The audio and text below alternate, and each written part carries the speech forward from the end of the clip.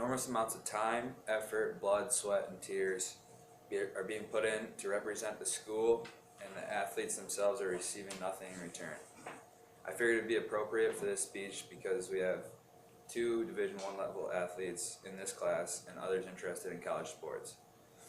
Being a former athlete, I know what it takes to a certain extent of time and effort someone needs to put into the sport that they are involved in to get to the level that they want to be.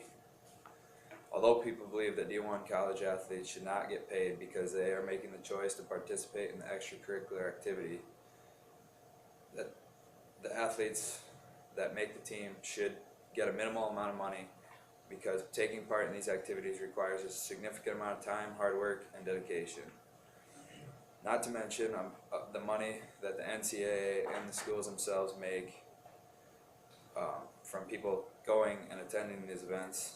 So much, in fact, they can provide each athlete a small amount of money.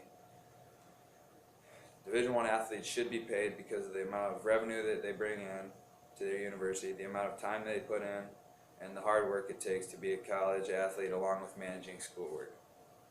So now I'll be talking about the revenue these athletes bring in. According to Mark Edelman of Forbes, although it varies from sport to sport, the NCAA produces nearly $11 billion annually. That is more than both the NBA and the NHL, which are professional leagues. The average salary of a D1 football coach is $1.64 million, according to USA Today. And Division I college basketball coaches make over $1 million, according to Forbes. Also, according to Forbes, in 40 out of the 50 states, the highest paid public official is currently the head coach of the state university's football or men's basketball team, proving coaches in the NCAA are becoming wealthy off the entertainment of college athletes. Since the NCAA switched to the playoff last year in college football, according to Jonathan Mailer of BusinessWeek.com, it brought in close to $480 million itself. And how fair is that the athletes don't get a dime of it? And they can't get paid for an autograph session or endorsements or anything like that. And this is a picture of Braxton Miller, he goes to Ohio State. He's a quarterback for them. He's on the verge of getting in trouble for just sitting in a room with products that he uses because it looks like he's promoting it. So you can get in trouble for a lot of stuff like that. Since the NCAA, college athletes also bring in money through merchandise, jerseys, ticket sales, and get nothing for it.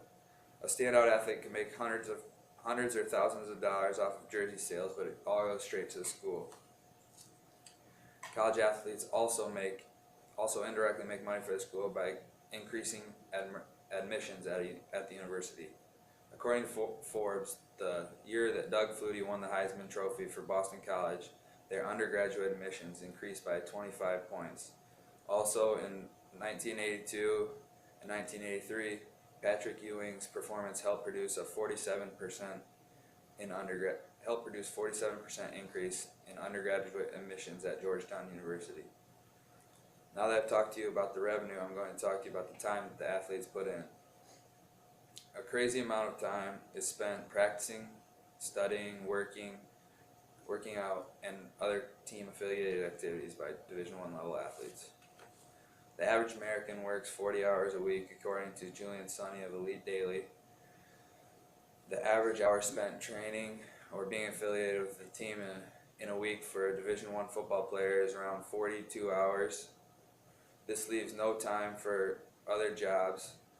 People will say that they shouldn't be paid because they choose to participate in the sport and know the situations they're putting themselves into, and that's not a real job, but it is just as much, if not more, work than a real job, so they should at least get a little bit of money, because both the time they put in and the revenue they bring in, because of both the time and revenue they put in and bring in, that point isn't valid. According to Gary Baker of NCAA.com, Division I baseball players spend about 41 hours on team activities during the week. Men's basketball spends about 39 hours, and all the other male sports average about 32 hours during the week. And for women's sports, on average, the basketball players spend about 37.6 hours a week with team activities, and the average of all other women's sports is about 33.3. They manage to put in all that time, which leaves them with no time for jobs because they are going to school on top of it.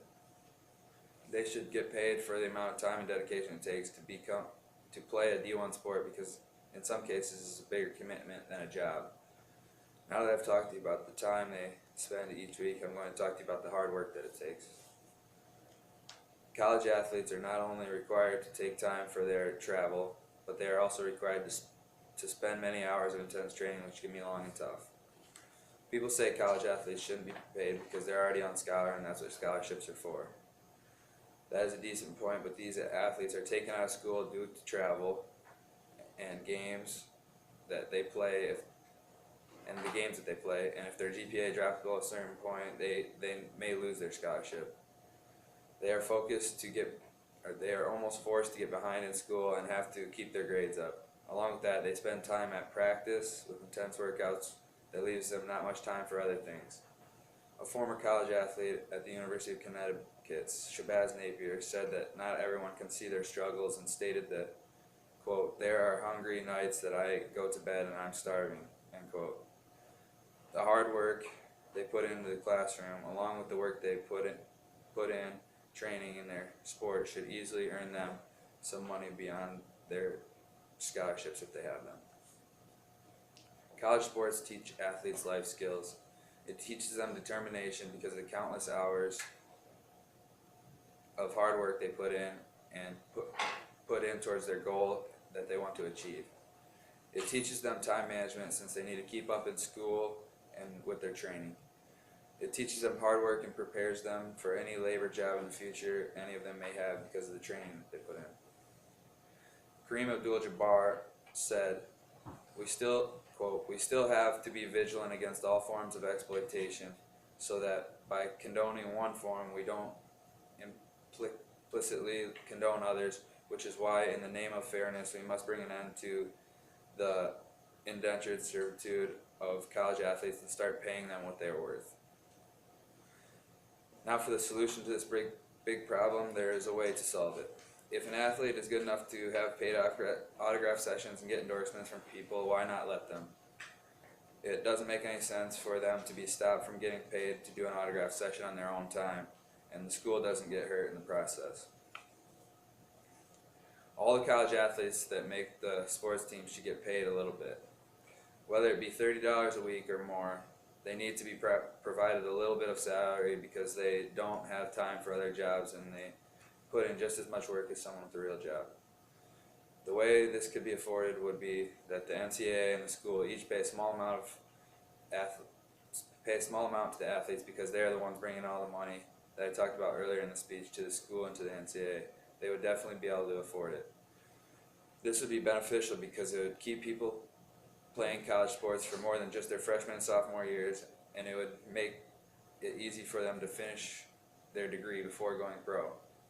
Also, that would make college sports more competitive because if all the college athletes stay for all 4 years, the top athletes within those 4 years will all be playing against each other. This in turn will also benefit fans because it will be more entertaining. Lastly, it will help them financially during and after their college years. Now that I've told you about the amount of hard work put in by the athletes and the solution to this problem, I'll end with this. So the amount of revenue they bring in, the time they put in, the hard work and determination it takes to be a Division I athlete, there's no doubt in my mind that they should be making at least a little bit of money. Now with all that being said, I hope I made you think about this issue, and I am sure that our two athletes in this class wouldn't mind being paid to play the sports they're in either. Spread this word and help college athletes get what they deserve.